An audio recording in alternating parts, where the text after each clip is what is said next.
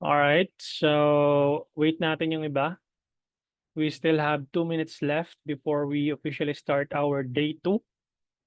For those of you guys na hindi pa nakaka-join sa ating Facebook group, you can join in this link. Good evening. All right, here. Okay. Yan dyan yung link. Yung mga bagong pasok dito sa Zoom, you can join this link again. Okay. And wait lang So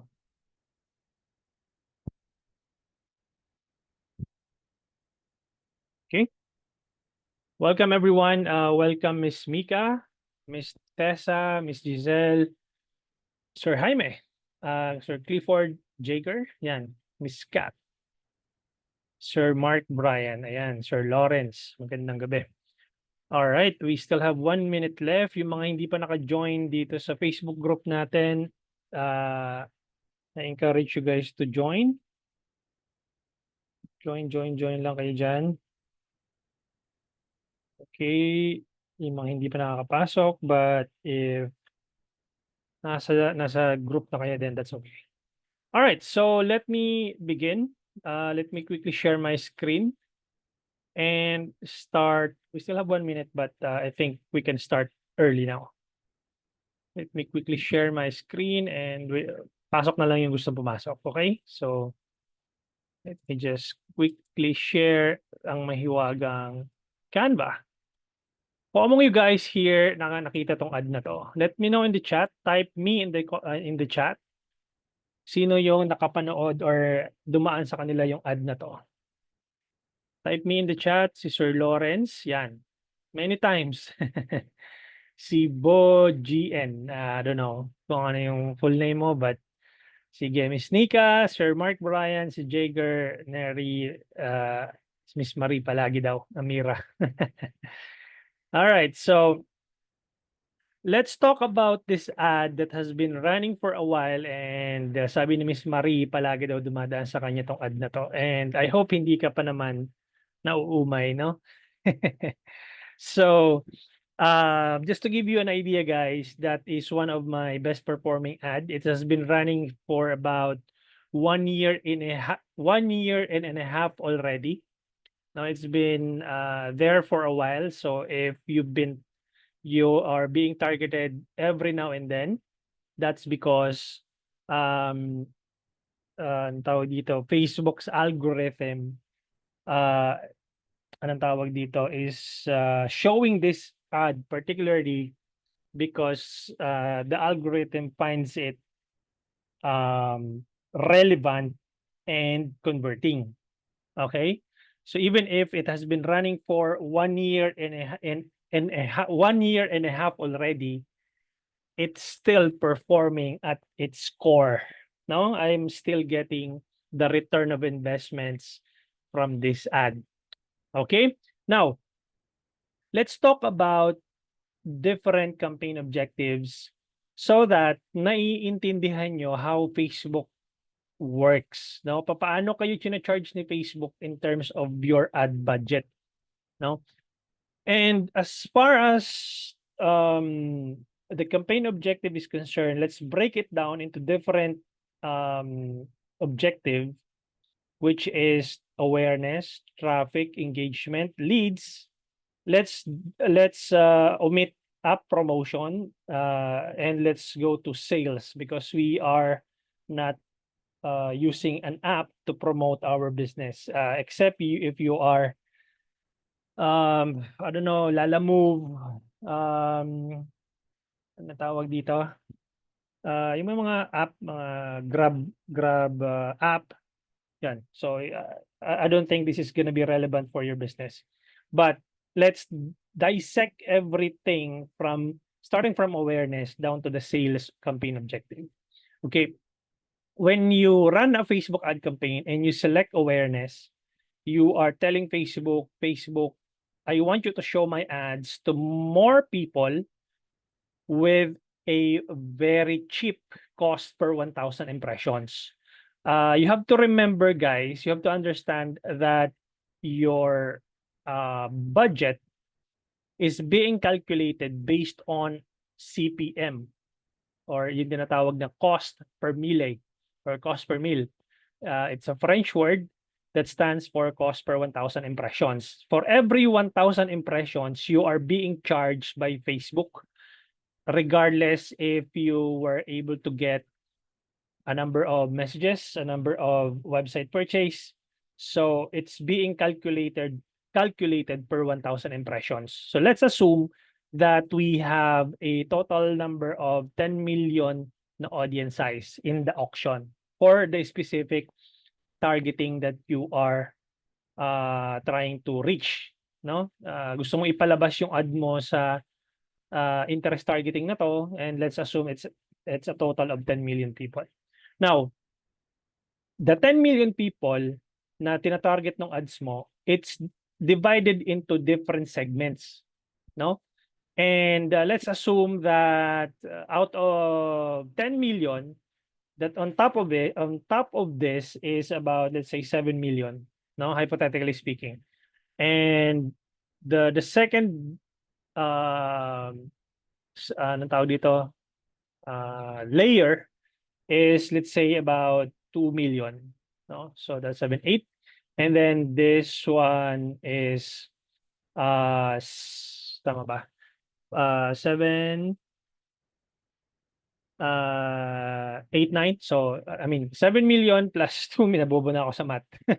7 million yung top, and then yung second layer is 2 million. So we have 1 million.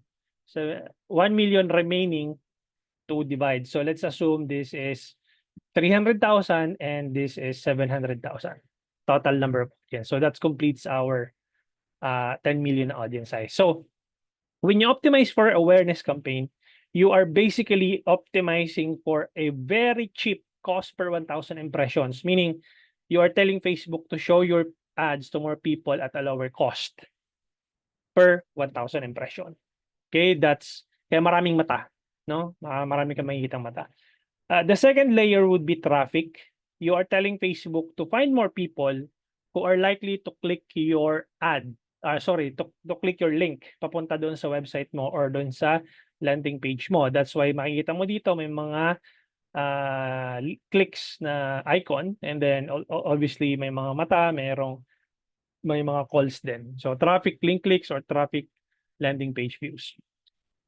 Itong tatlo na to, awareness, traffic, and engagement, they have a very cheap cost per 1,000 impressions.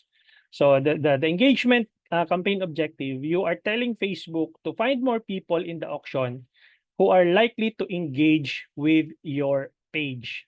Okay? Here's the thing. When you boost a post, ang default nung boost post is engagement. Okay? Again, when you boost a post, ang default nun is engagement, and you are actually using your own personal ad account, which is, sabi ko nga sa inyo, wag niyong gamitin yon. You have to protect that at all costs, because that is your parang pinaka-lifeline of your business. So kailangan mong makip yung personal ad account mo as active. Pag nag-boost post ka, ito yun yung sineselect mo engagement automatically. Then, yun nga, you are telling Facebook to find more people who are likely to engage with your page. Kasama na dyan yung messages, video views, and comments, likes, and shares. No? Yan po yung campaign objective na yan. Then when you optimize for leads, ito na yung tinatawag na OCPM, or yung tinatawag na optimized CPM. Okay? You are forcing the algorithm to make a conversion. It's either in-app conversion. When I say in-app conversion, inside the Facebook app. No? Meron din po tayong website conversion, which happens outside Facebook, especially if you have a landing page or a website. Kaya nga ito is tinatawag na optimized CPM. You are forcing the algorithm to find more people so that Facebook will give you more leads to collect. And makikita mo dito, panipis ng panipis yung funnel or yung embudo. And makikita mo, dun sa engagement may makukuha ka rin naman mga mangilan-ngilan na bibili, then dito medyo dumadami na yung bibili. But the problem is, paano na siya, panipis na siya pakonti ng pakonti. Then pagdating dun sa sales, nagkukumpulan na sila dito. Nandito na maraming sales na potential na bibili sa'yo or mga potential buyers out of 10 million na audience size na meron kang tina-target doon sa ads manager, anong tawag dito, mas maliit na sila pero mas potential sila to buy from you. But the problem is, kung nanonotice niyo dito, hindi sila ganun karami. Siguro out of 10 million na meron kang audience size, mga probably 300,000 will actually buy. No, that's why the reason why the leads campaign and the conversions campaign, the sales campaign, mas mahal ang CPM nito as compared doon sa awareness, traffic, and engagement. Pag chinek nyo yung reporting column ninyo doon sa Ads Manager, manonotice ninyo yan na ang CPM ng leads at ng conversions ay mas mahal. That's because Facebook knows who are likely to make a purchase, and Facebook knows who are basically potential na maging leads mo doon sa offer na pinapakita mo or yung ads na pinapakita mo. Okay, naintindihan itong breakdown ng ating Facebook auction. Now, let's assume that you are advertiser A, then you have a competitors, damihan na natin. Advertiser A ka, and then competitor B and competitor C. Now, si competitor C is basically spending thousands and millions of pesos already in the auctions, no? In the auction, sorry. Dati siyang nag-spend lang ng 100 pesos, 300 pesos, 500 pesos, but somehow competitor C has been able to get an ROI sa kanyang business, and yeah, he has been spending a lot of budget inside the auction. So thousands of pesos na siya mag-ads every day. But ikaw to, si advertiser A and advertiser B, nag-uumpisa ka pa lang sa business mo, so you are spending 100 pesos, 300 pesos, 500 pesos. So basically, you are bidding. By the way, when you say auction, guys, pala, is ang layman's term noon is bidding, no? Binibid ni Facebook yung budget mo inside the auction against your competitors. Okay? Kung sino nakatan na dito ng bidding, that's how it works. So nakikipag-bid ka against advertiser B and against advertiser C.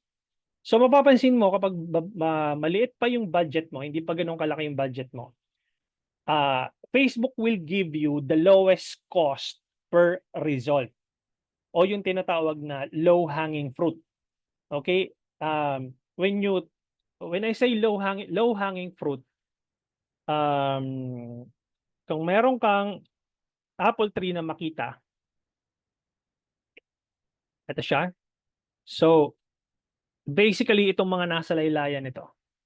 No, ayan yung ibibigay sa ni Facebook, yung kayang abutin ng kamay mo sa mas murang halaga. So, yun ang ibibigay sa iyo ni Facebook, yung mababang cost na kayang abutin ng budget mo. That's the reason why mapapansin mo dito, kahit mababa yung budget mo, Facebook will serve your ads to people and give you conversions. Kasi ang gusto ni Facebook, magkaroon ka ng success o magkaroon ka ng resulta doon sa campaign na niraran mo. Bakit? Pag naging successful ka sa campaign na niraran mo, anong mangyayari? Mag-a-add ka ng budget, tama ba?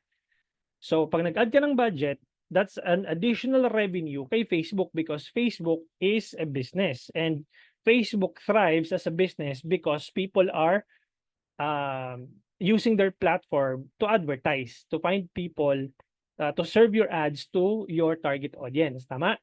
So, but the problem is, when you spend a small amount of budget, sooner or later, it will die down. No? Mapapansin mo yan, doon sa ad set level mo, makikita mo doon, learning limited.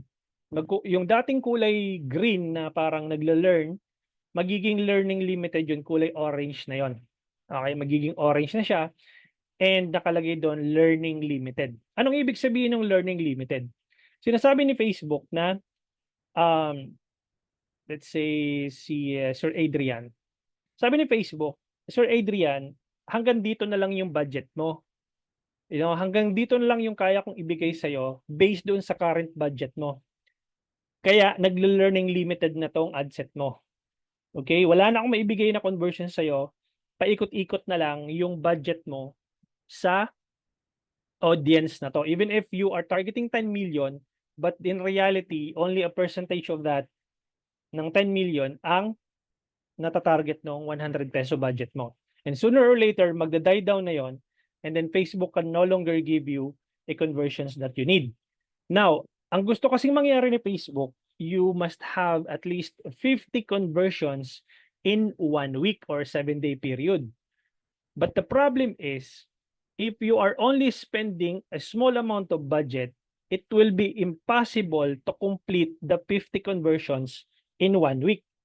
For some ad accounts, napapansin ko, merong mga ad accounts na 40, 30, but it varies on each ad account, no? Hindi sila pare-pareho. But before, 50 yung 50 conversions. When I say conversions, website purchases, 50 website purchases, 50 leads that were captured by your landing page, or a certain amount of messages na pumasok doon sa campaigns mo. Yun nga, ang problema, hindi ka makakalabas ng learning phase because you are only spending a small amount of budget. And Facebook wants you to increase your budget so that magkaroon ka ng mas mataas na reach and impressions, and makover mo yung 50 conversions. Now, let's say, nangyari dito, but refresh ko muna dito.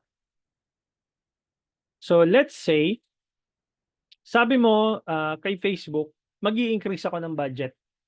No? Increase ako ng budget, and yung dating budget mo, yung dating cost per message mo or cost per purchase mo before is, let's say, 10 pesos. No? Nung 100 pesos pa lang yung budget mo, ang cost per purchase mo dati is 10 pesos. Pero nung nag-increase ka ng budget, tumaas sa 30 pesos. Normal po yun. Bakit? Kasi when you scale your budget, you are basically competing against other competitors who has or who have the same budget as yours. Okay? Sabi naman ni Advertiser B, ako rin Facebook, mag-i-increase din ako ng budget. So yung dating mangilan-ngilan na audience na or na conversions na meron ka, dumadami din pataas, no? Padami ng padami, but the problem is pamahal din siya ng pamahal. And let's imagine that all of you guys are already spending the same or equal amount of budget. Okay, naglabo-labo na kayo dyan. Naglaban-laban na kayo. Advertiser A, ikaw, advertiser B, advertiser C. Okay, we have the same budget. Ngayon, ito problema. Iisa lang naman ang Facebook platform. No, wala nang paglalagyan si Facebook ng ad placement po ninyo. Anong mangyayari doon? Mamimili ngayon si Facebook kung kaninong ad ang ipapakita sa target audience ninyo. Okay, kasi you have the same budget na eh. Halos level na kayo eh. Paano ngayon yan? Isa lang naman yung Facebook. Walang inventory or wala nang ad placement to serve your ads. So ang mangyayari po niyan is mamimili si Facebook kung kaninong ad ang ipapakita. So let me quickly open up my whiteboard, and please lang ako muna mag-drawing, wag niyo pong drawingan tong whiteboard. No? So dahil ayun na nga, pare-pareho na kayo ng budget, nag-increase kayo ng budget, and you are targeting the same audience. So let's say for example, let's draw here si Sir Clifford, no? Eto ka, sir. No, okay lang, nakangiti ka naman diyan. So pagpasensya mo na yung drawing ko diyan, sir. So ayan. So si Sir Clifford is let's say mahilig si Sir Clifford sa kotse. No, mahilig siya sa kotse. Okay. Now, sabi ni Sir Jaime, which is si Sir Jaime is advertiser A. Advertiser A, si Sir Jaime. Okay? Targetin mo nga ito Facebook si ano, si um, tawag dito, si Sir Clifford. Pangalanan natin, baka nakakalimutan ko yung pangalan eh. Yan. Targetin mo si Sir Clifford na mahilig sa kotse and ipakita mo yung ad ko kay yung mga katulad ni Sir Clifford na mahilig sa kotse. Now, sabi naman ni ano ni ni Miss Giselle. Now, si Miss Giselle is advertiser B. Giselle. Sabi ni Miss Giselle, okay, may product din akong binibenta Facebook na ano, anong tawag dito? Pwede kay Sir Clifford kasi pangkotse din 'tong binebenta kong product eh, no? So, ipakita mo rin sa kanya yung ads ko. Sabi ni Sir Jaime, I am willing to spend 500 pesos per day Facebook. And sabi naman ni Miss Giselle, I'm also willing to spend 500 pesos per day. Okay? Then, let's assume na sabay silang mag-launch ng kanilang campaign at 12 midnight. And yun, tinarget nila si Sir Clifford. Now, Facebook will determine your cost per 1,000 impressions. Huwag mo muna mag-drawing. Ayan. So, Facebook will determine your cost per 1,000 impressions. So, let's say for example, yung cost per 1,000 ni Sir Jaime is about, let's say, 250 pesos. Okay? And then, yung cost per 1,000 impressions naman ni ni Miss Giselle is 250 pesos. Now, over time, napapansin ni Facebook na mas maganda yung ad ni Miss Giselle. Okay? Mangyayari po noon, isi-serve ni Facebook yung ad ni Miss Giselle sa mga katulad ni Sir Clifford na mahilig sa car. Okay, ang mangyayari po noon, if nagbabayad si Miss Giselle ng 250 pesos per cost per 1,000 impressions, bababaan po ni Facebook yung presyo ng bawat 1,000 katao. Magiging 200, magiging 150, okay? And so on and so forth. So pababa na siya ng pababa. When that thing happens, pag bumaba ang cost, ang mangyayari po noon, tataas ang number of impressions. Okay? Ang mangyayari po doon is nire-reward po ni Facebook yung ad mo. Okay? Nire-reward niya to the point na mas pinapakpaboran yung ad mo na ipakita sa target audience mo. Now, let's assume na yung ad ni Sir Jaime is pangit talaga. Hindi nag-work. I mean, hindi relevant dun sa target audience. Ang mangyayari po noon is magmamahal po ang cost per 1,000 ni Sir Jaime. Tataas po siya, magiging 300, magiging 400, and so on, or 450, and so on and so forth. Pag mangyari po yon, pag tumaas po ang cost per 1,000 impressions ni Sir Jaime, bababa po ang number of impressions. Pag bumaba ang number of impressions, bababa ang number of inquiries, bababa ang number of video views, bababa yung magko-comment doon sa ad mo. Okay? Ang mangyayari po doon is ipe-penalize po ni Facebook yung inyong ad, and the way Facebook penalize your ad is by giving you a high cost per result. Kaya mapapansin ninyo, dati ang bayad ko lang, cost per message ko lang is 20 pesos. Bakit ngayon 150 pesos na? Okay? Now, meron pong grading system si Facebook na binibigay, no? 3 po ang grading system ni Facebook. Number 1 is below average. Okay? Ibig sabihin, pag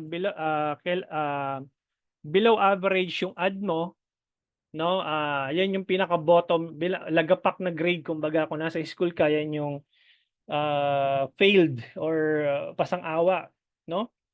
Tapos, meron tayong tinatawag na average.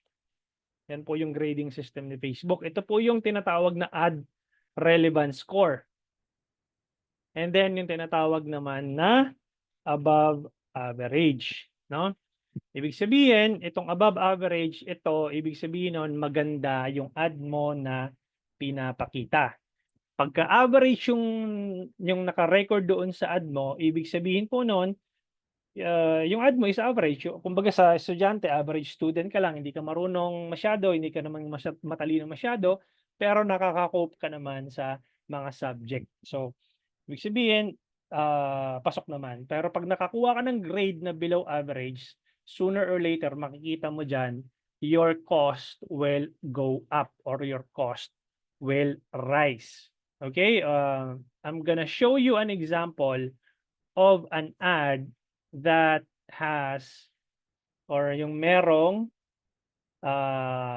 different tawag dito, grading system. Para makita ninyo yung example.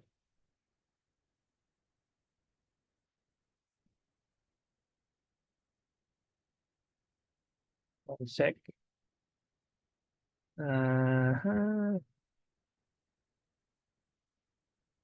Eto. So, pag pumunta ka, share ko lang yung screen ko. Pag pumunta ka ng ads manager mo, makikita mo yung column na to sa ad level. No, meron ditong tinatawag na quality ranking, engagement rate ranking, and conversion rate ranking. Ito yung sinasabi ko sa inyo na CPM or yung cost per 1,000 impressions. Ito yung unang china-charge sa inyo ni Facebook. No, per 1,000 impressions. Sa bawat 1,000 nakakita ng ads sa'yo, ng ads mo, magkano yung cost noon? So ito 222, 207, 191 ay nangyari. So 207, 191, 157, 151. Yan po yung cost per 1,000 impressions. Dito po sa Pilipinas, ang average cost per 1,000 impressions is roughly 250 pesos to 350 pesos. Kapag nakakita kayo ng CPM dyan na naglalaro sa 500 pesos, 800 pesos, ibig sabihin po nun, it's either highly competitive yung tinatarget ninyong interest or demographics, or you are losing your bid. Big sabihin, natatalo ka sa auction. No? It's either, again, natatalo ka sa auction or your ad or your target audience is highly competitive. Masyadong maraming nagbibid para sa audience na yon. Masyado kang maraming kalaban. Masyado kang maraming competitor. And tinatalo yung ads mo or tinatalo yung ad mo ng competitor mo. That's why you are getting a much higher cost per result or cost per 1,000 impressions. Now, pagdating dito sa engagement rate ranking, Facebook is telling you that, itong muna pala, yung quality ranking. Facebook is telling me that this ad is quite on average, and this ad is on the average, above average, average. So, meaning the quality of these ads is pasok naman. Ibig sabihin, pasok sa panlasa ni Facebook kasi average and above average naman. Now, the engagement rate ranking, there are some ads that are have less engagement, no? And walang masyadong nagko-comment, walang masyadong nagsi-share or nagla-like. So I am getting a very low engagement rate ranking. So puro below average to. But the good thing is yung conversion rate ranking ko is on the average. Ibig sabihin, it's not that bad. I'm still getting a conversion. The problem is, if ang makikita ko dito is dalawang below average, kamukha nito, below average, problema yan. Ibig sabihin, I have to make changes para ma-increase yung engagement ko at magkaroon ng mas magandang conversion. Although maganda naman yung quality ng ad na pinapakita ko, but the problem is it is not engaging and it's not really converting. So when you see an ad that nagkakaroon ng ganyan, then you have to change something. Okay? Now, Ito yung sinasabi ko sa inyo na anong tawag dito? Na pag nag-budget ka ng mababa lang, no? Let's say, share ko ulit yung screen ko. Pag nag-budget ka ng nasa 100 pesos lang, let's say meron kang pagpunta mo ng ad set level, tapos punta lang ako sa switch to original audience options. Then location Philippines, tapos let's say car, no? Car. Dahil nga mahilig sa kotse si si Sir, pangalan nito, si Sir, kalimutan ko yung pangalan niya. So let's say used car, no? Sa used car na interest, Facebook says there's an estimated audience size of 8.3 million people to 9.7 million people. Yan po yung estimated na audience size ni Facebook. When I put a budget na let's say 100 pesos daily budget, out of 8.3 million to 9.7 million na estimated audience size, ang kaya lang abutin ng budget ko is about 1.8 or 1,800 na katao to 5,000 na katao, or total number of reach between 1,800 to 5,100 on the average based doon sa budget na nilagay ko. Let's take a look at this. Let's increase our budget and see what happens dito sa reach. Tandaan nyo 1.8 to 5.1. Kapag in-increase ko ba tong budget ko na to, 1,000 pesos, what will happen to my reach? From 1.8 to 1,800 to 5,000 na reach, nagkaroon siya ng potential na reach of 18,000 na katao up to 51,000 na katao based doon sa 8.3 million to 9.7 million na katao. And the estimated conversions based on the calculations ni Facebook is between 27 to 78. Nagets na po? Kaya nga yung sinasabi ko po sa inyo na if you have a small budget, yung budget na yun paikot-ikot lang dito. So halimbawa, ibalik natin dito sa 100 pesos. Okay? Yung budget mo is paikot-ikot lang dito between 1,800 na katao to 5,000 na katao, yung 100 pesos mo na yun. And Facebook is telling you that anong tawag dito, Sir Adrian, wala na akong kayang ibuga. Hanggang dito na lang yung conversions na maibibigay ko sa iyo. That's the reason why lumalabas yung learning limited. Kaya mapapansin mo dito, 100 pesos mo, sabi ni Facebook, conversions is 0. Pero in reality, hindi naman 0 yan. Nagkakaroon niya ng, nagkakaroon pa rin ng result yan kahit na 100 pesos lang yung budget mo. I've been doing it multiple times sa mga ad accounts ko. Kahit na 0 yung conversions na nakikita ko, there's still conversions that coming in. Okay? Naintindihan na po ngayon yung Facebook auction. So, big sabihin, when you run an ad, you are bidding against your competitor. Mapapansin mo, nung nag-enroll ka sa course ko, lumabas din yung ads ng competitor ko. Napansin niyo 'yon? Pag-click nyo dun sa ad ko, mamaya-maya may ibang katulad ko din na i-serve yung ads sa inyo ni Meta. Let's say nag-click ka sa ads na about sa kotse, then maya't maya merong kotseng mga related sa kotse na lalabas dun sa newsfeed mo. Napansin niyo 'yan, guys? Sino nakapansin? Okay, ibig sabihin po noon, the Facebook algorithm find your behavior or your data as relevant to your to the other users na gumagamit ng Facebook app.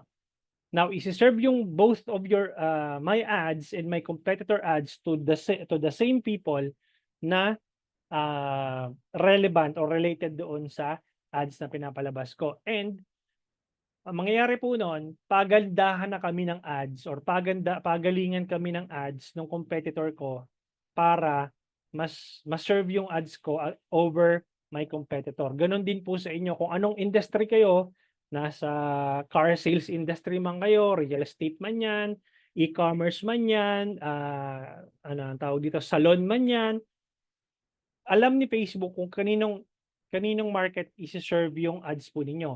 And by the time na nakita ni Facebook na mas nagre-respond yung ad na 'to as compared doon sa ad mo, gano'n po mangyayari nun.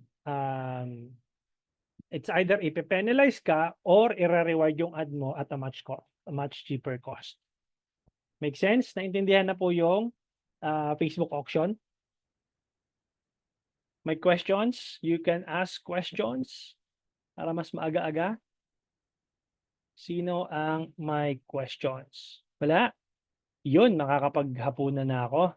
Walang questions? Naintindihan naman yata? Wala talaga? O naririnig pa rin ba ako? Baka wala nakakarinig sa akin. May questions? Yes, same sa US market, Miss Anne. Kahit saan pa man yan, sa UK, US, Middle East, Singapore, Hong Kong, lahat po, ganun po yung algorithm ni Facebook nagwo-work. Ganun po ang auction nagwo-work. Kaya, so, sad to say, ang labanan ngayon, hindi po sa interest targeting.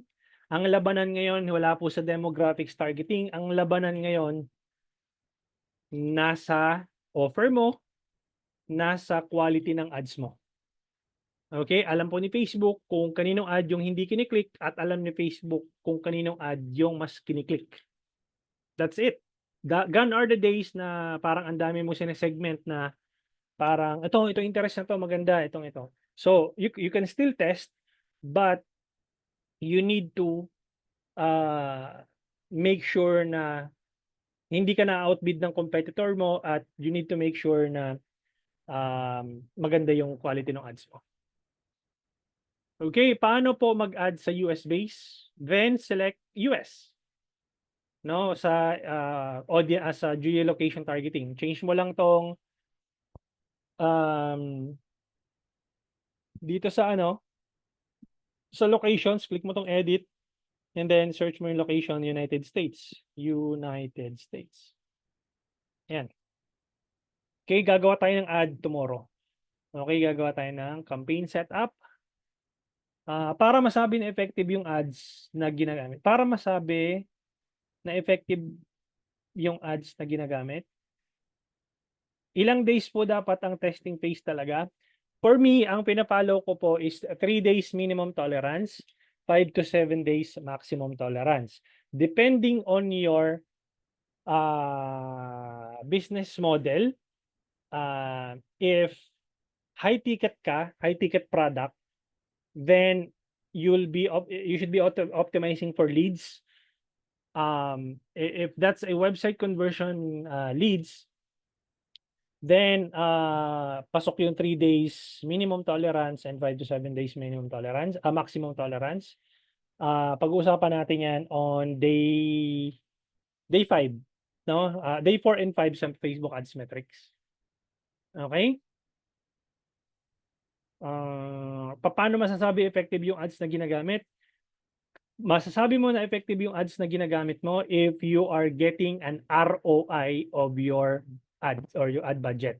If you spend 5,000 pesos, then you get 20 pesos in return, then that's the basis para masabi mo your ads are effective because you are getting the ROI that you need, Miss Anne. Pero Philippines located yung mag-ads, yes, Sir Lawrence. Kahit nasa Pilipinas ka, you can run ads sa US, just select the geo-targeting location sa US. Kung yung audience mo is nasa US. Okay? So, I hope na sagot ko yung tanong mo, Sir Lawrence, or let me know if you want to unmute yourself if para i-unmute kita. Okay? Kung hindi ko nasagot ng maayos. Miss Giselle, ano po ang ideal na objective kung wala kang website if you only sell through Facebook? Well, the best objective is either engagement or messaging campaign or yung leads, no? Either engagement or lead generation campaign. Um, if anong tawag dito? Depende dun sa ano mo rin sa line of business mo, Miss Giselle. Kung ano yung business model mo. So usually messages yan or lead generation. Miss Remy, hello coach.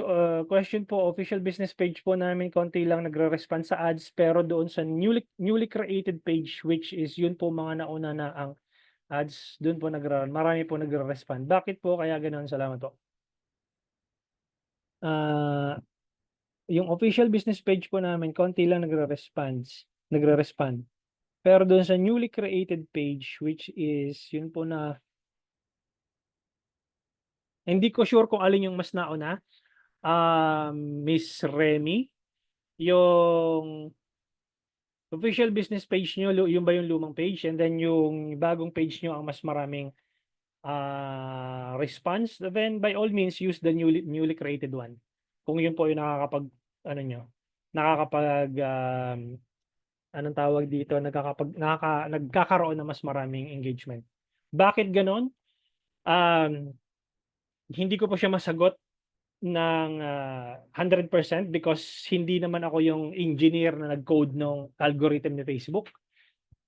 But to give you an idea, it's basically from kung magkaiba ng targeting yung ad account na ginamit mo from the old page to the new page, even if magkaibang page yan, tapos yung isang page ginagamit is ibang or yung targeting options iba versus dito sa isang page, obviously magkaiba talaga resulta niyan.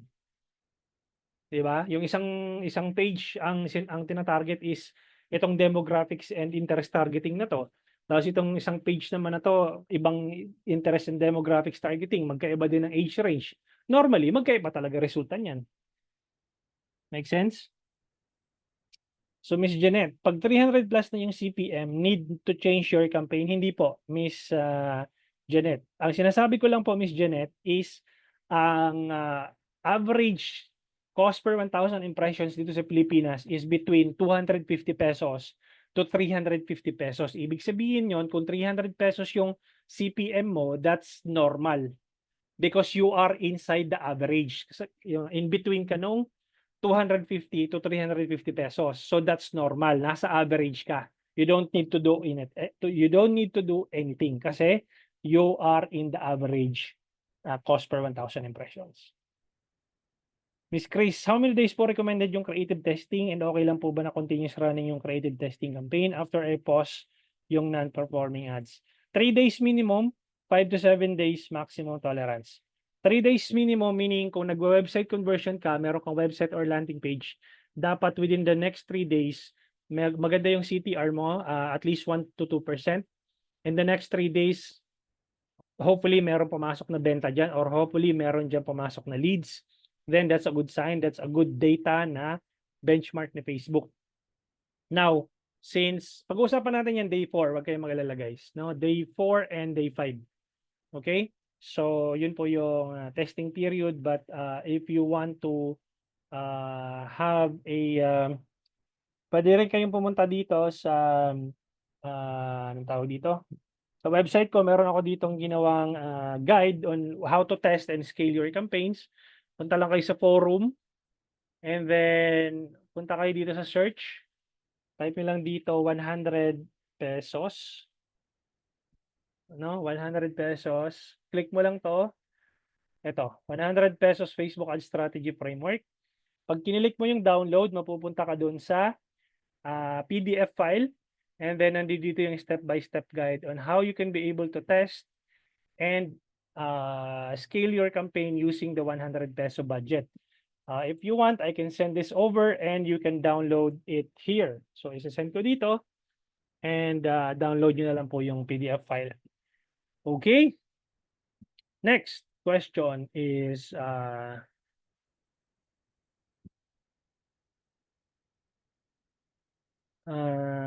Anong time maganda mag-post ng ads?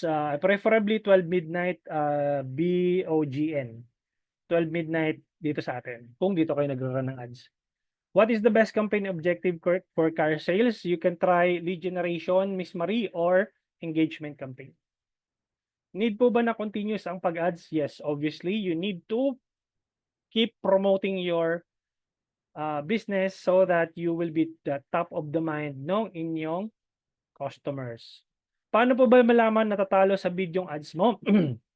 If Miss Tessa, you've been running ads, let's say nag-start ka na mag-run ng ads and napansin mo ang cost per message mo is about, let's say, 10 pesos, no? And then yung CPM mo, let's say, nasa 250 pesos yung cost per 1,000 impressions mo. And over time, napapansin mo, dati ka nagbabayad ng 10 pesos, ngayon 30 pesos na, 50 pesos na. Tapos yung CPM mo naman, dating 250, ngayon nagpa 500 na, nagsa 700. Ibig sabihin nun, your ads are being, anong tawag dito? Penalized. You are being penalized. Instead natatalo ka na sa auction, your ads are being hinahide na ni Facebook. Imbis na yung ads mo yung pinapalabas, yung ad na ni Miss Ann ang pinapalabas. So ito yung ad ni Miss Tessa, tapos dahil pangit yung ad mo, kay Miss Ann na yung pinupush ni Facebook na ad sa newsfeed. So yun, doon mo malalaman kung natatalo ka na sa auction.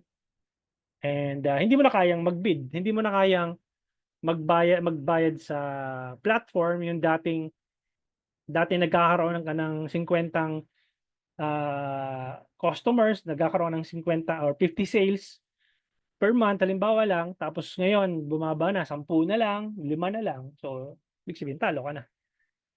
Hindi mo na kaya mag-ads, so ipopost mo na yung campaigns mo. Ano po ang best campaign for service-based business?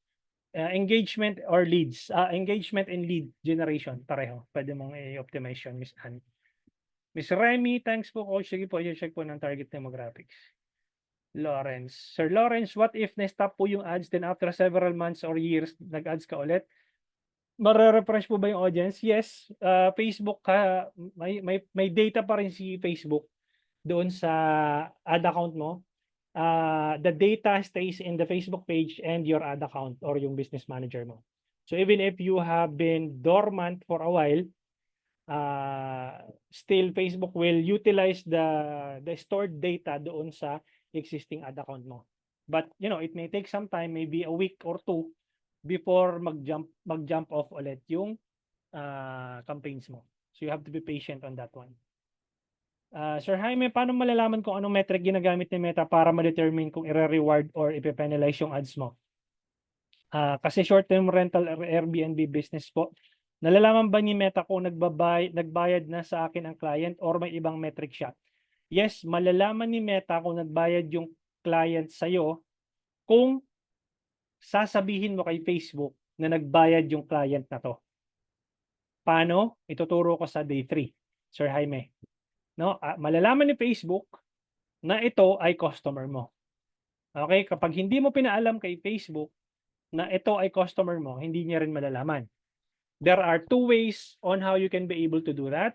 If you are using a website conversion, you need to install the Pixel and the conversion API. That's a bit technical and that's a bit advanced. If you want to join the advanced lessons, I'm encouraging you to enroll sa Digital Scientist course.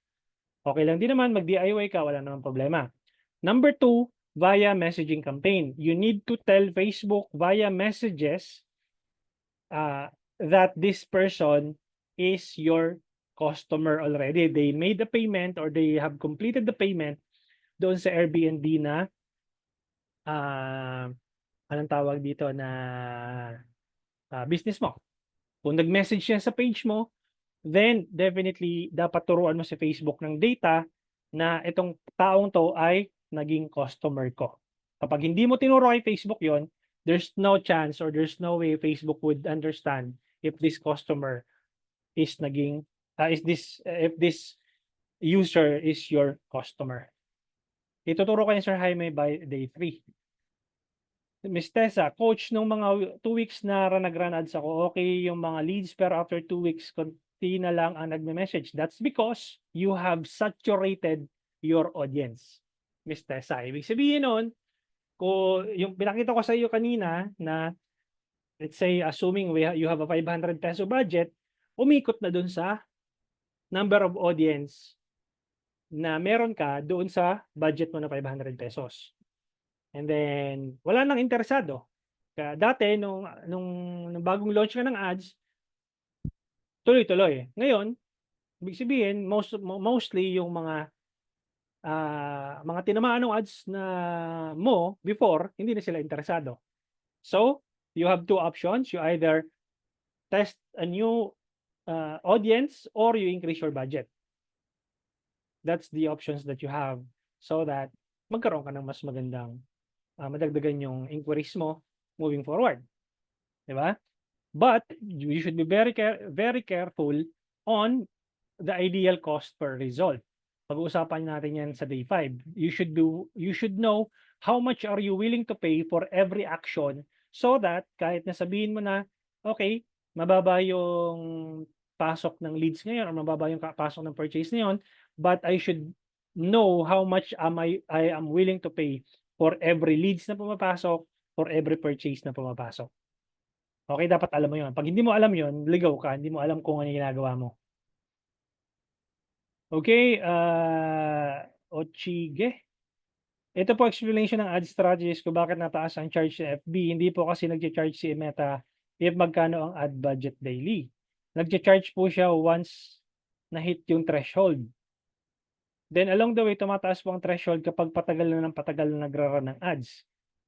Yes, tumataas ang threshold mo kapag matagal ka nang habang tumatagal na yung pagraran mo ng ads, tumataas din ang threshold mo.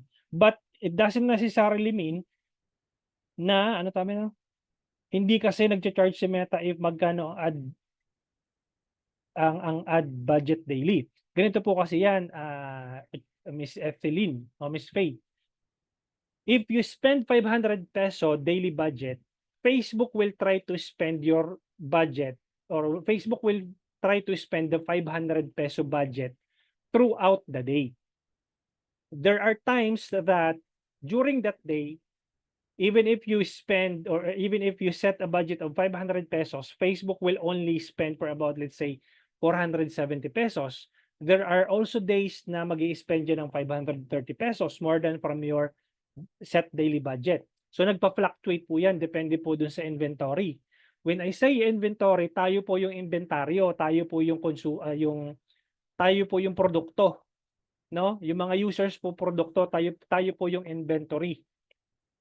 So there are times na kahit na 500 pesos yung budget mo, magiging 470 yan, 460, there are days na 520, 530, but on the average, that's 500 pesos.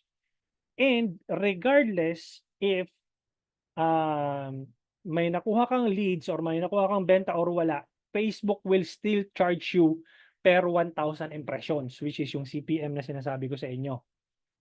Okay? Nagcha-charge po yan, Miss Faye, china-charge ka ni Facebook based doon sa calculated na CPM. Okay? Naintindihan po?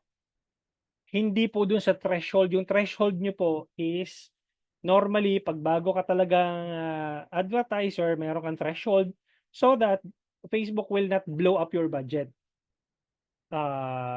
Especially, kumbaga, ito rin yung protection mo kay Facebook na they want you to give a parang credit limit or baga parang ceiling na okay, dahil bagong advertiser to, hanggang dito lang to, kasi baka mamaya hindi niya pa alam yung ginagawa niya. So that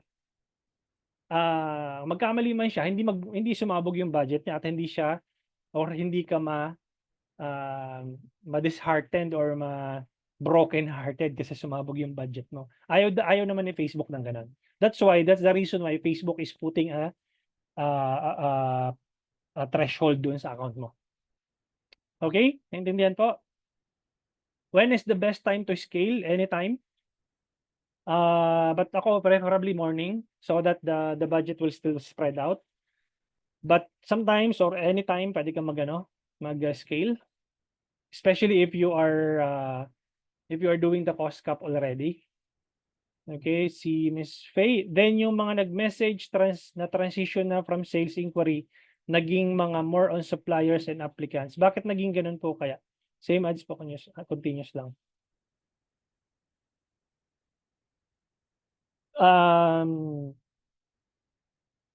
Ibig sabihin nagbabago yung nagbabago yung quality ng inquiry, nagiging dating bumibili sa inyo tapos nagiging mga aplikante.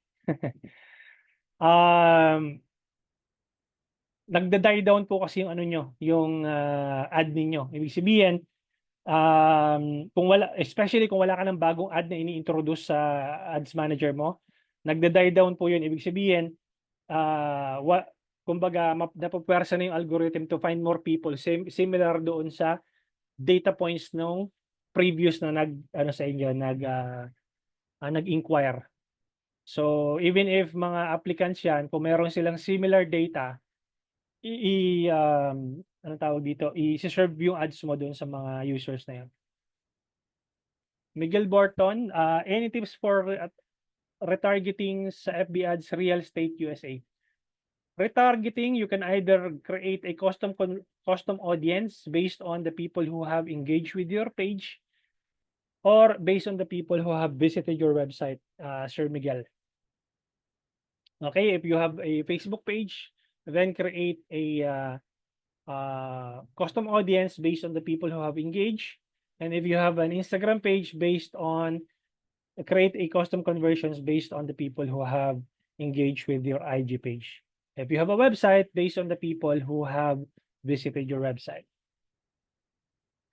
How much ideal budget per day for US market? Preferably, kung yung client mo is hindi man startup, at least $10 to $20 per day sa testing or 3,000 USD per month. Ang average CPM sa US is about $15 to $25 ang average CPM sa US. Pwede na po ba $5 USD? Pwede na yung $5 pero hindi masyadong hindi ka magkakaroon ng masyadong data. So preferably $10 to $20 per day. Pero some agencies who are serving clients na malalaki talagang clients, they prefer at least $50 per day. 50. So that's about 2,500 pesos per day sa mga malalaking kumpanya. Ms. Remy, related po sa tanong kanina na nag-dormant yung ad account, mara-refresh pa din. Paano po pag yung ads po namin ay on and off in a week, only 3 to 4 days po kasi I do not recommend that, Ms. Remy. Yung i-off mo yung ads mo and then turn it on, i-off mo na naman, turn it on, do not do that. Okay? Kasi wala kang data na, solid na data na makukuha. Ms. Tessa, mas okay po ba gamitin yung maximize number of conversion leads kaysa sa maximize number of leads? Maximize number of conversion. May website ba to, Ms. Tessa? Can you send me screenshot nung ibig mo sabihin? Kung may website to, maximize number of leads. Ano to? Messages lang? Dalawa kasi yan kung walang website yan, maximize number of messages, tapos yung isa naman, maximize number of leads. Dalawa yan. So, messages lang. O the optimize number of messages. Kung if you are optimizing for messages or yung engagement campaign. If you are optimizing for lead generation campaign and then optimize for maximize number of conversion leads. Okay. So, Ms. Remy, how long can you use the same ad po para di nag-die down? Thanks, Coach. Depende po, Ms. Remy. Depende doon sa ideal cost mo. Okay? Kung alam mo yung ideal cost mo, for as long as this ad is getting this ad is anong tawag dito, is serving your market within your ideal cost, for as long as you want. Sabi ko nga sa inyo, yung ad ko na yon is been running for 1 year and a half and hindi ko siya pinapatay. Bakit? Because it's serving its purpose. Why? Because I know my ideal cost per result. Even if dumabot man ng 5 taon yan, 10 taon yan, yung ad na yon, for as long as the ideal cost per result is within my ideal cost. Paano mo malalaman yung ideal cost mo? Sa day 5, tuturo ko po sa inyo. Okay? Thank you, sir. Sabihin ko, USD na lang startup siya, sir. Freelance service provider. Mga $10 to $20 kung startup, saan, okay na yun. Okay, recommended po bang schedule kung kailan active yung ads, like kung pwede 8 AM to 12 AM? Kasi wala namang nakakasagot sa inquiries pag madaling araw. Mas cost effective ba pag ganun? Sir Jaime, do not pause your ads just because there are times na walang sasagot. Ang gawin mo, i-run mo yung ads mo 24/7 and then create an auto reply. Thank you so much, Sir Jaime, for reaching out. Unfortunately, we are unable to respond to your inquiries. Our office time starts at 8:30 AM or 8 AM until 5 PM. Rest assured that anong tawag dito, will respond to your inquiries or your questions as soon as we get back our operation, something like that. So, hindi po suggested or hindi ko nire-recommend na patayin mo yung ads mo ng madaling araw just because walang magre-respond sa ads mo. Okay? Sir Clifford, sir, sa CP lang ako nagse-set ng boosting, meron naman conversion. Tanong ko din, ano yung advantage audience? Advantage audience or yung default na ngayon ni Facebook na pinapagamit is basically pag sinelect mo yon, you let Facebook find you the best audience for your ad. Ibig sabihin, Facebook, ito yung budget ko, 100 pesos, and I'm selecting Advantage Plus audience, and bahala ka na kung sinong audience ang tatargetin mo. Binibigay mo na yung control kay Facebook. Yun yung Advantage Plus. Ibig sabihin po nun. And I would suggest, Sir Clifford, you use Ads Manager using PC or laptop kasi sa phone mo, hindi mo ma-utilize yung budget mo ng maayos. Okay, tailored campaign, Sir Miguel, tailored campaign po or manual campaign? Usually kapag nagte-test ako, I use manual campaign. Pag nagte-test ako. Tsaka lang ako mag-tailored campaign kapag meron na akong winning ad or winning campaign. Sir Miguel, ano pong best placements? All placements? Yes. Kapag nagte-test ka pa lang, Sir Miguel. Just use all placements and you let Facebook find the best placement for you. Okay, pwede bang mag-inject ng bagong creative sa winning ads or need pa i-duplicate? Kapag winning ad creatives na to, Miss Tessa, and then nasa testing siya, pwede kang mag-add or pwede mong i-duplicate ito with a much higher budget. Yung sinend ko po sa inyo na framework kanina doon sa anong tawag dito, na PDF file, yung 100 pesos Facebook Ad Strategy Framework, nandoon po yung step by step. So, from 100 peso budget, i-duplicate mo lang yon and then put a 1,000 peso budget and then ilagay mo na yung mga winning ad creatives mo doon sa 1,000 peso budget na yun. Okay, Sir Miguel. Sir, maraming restrictions sa US housing, real estate, ad. Ano pong way out? Walang way out, Sir Miguel. You have to follow the anong tawag dito? Special category, Sir Miguel. Kasi yung US, mas mahigpit yan kaysa sa Philippine market. Sa Philippine market, you can run your ads or you can optimize your ads as is. Pagdating mo sa US market, it will be categorized as a special ad category. So, pag nakikita mo na na-reject yung ad mo because you are using the regular campaign setup, then basically you need to switch from the regular setup to housing because yun, madi-disable yung account ni client or madi-disable yung account mo. Okay? So hopefully marami kayong takeaways tonight, and I hope you guys were able to get at least a good grasp of how Facebook is charging you on the platform. And wag kayong magagalit kung bakit hindi kayo nagkakaroon ng magandang resulta kasi it's either ah, hindi hindi kayo hindi maganda yung ads na pinapakita nyo or na-outbid kayo ng competitor nyo. Ganun lang siya kasimple. Okay? So, imaginein mo, ako, kalaban kita sa auction, we have the same budget inside the auction, and then we fight against the ad placement. Halimbawa, o Facebook, ipasok mo to sa newsfeed yung ad ko na, ipakita mo, mas maganda yung ad ko, talo kita. Ganun lang siya nag-work. Okay, thank you so much guys for joining tonight, and I hope to see you tomorrow at exactly 7:30 p.m. As usual, you can watch the recording doon sa dashboard niyo, and kung you don't know how to access your dashboard, nandoon na po sa email niyo, check niyo lang, nandoon po yung instructions. Maraming salamat guys, and I'll see you tomorrow, same time. And yeah, see you around. Bye-bye.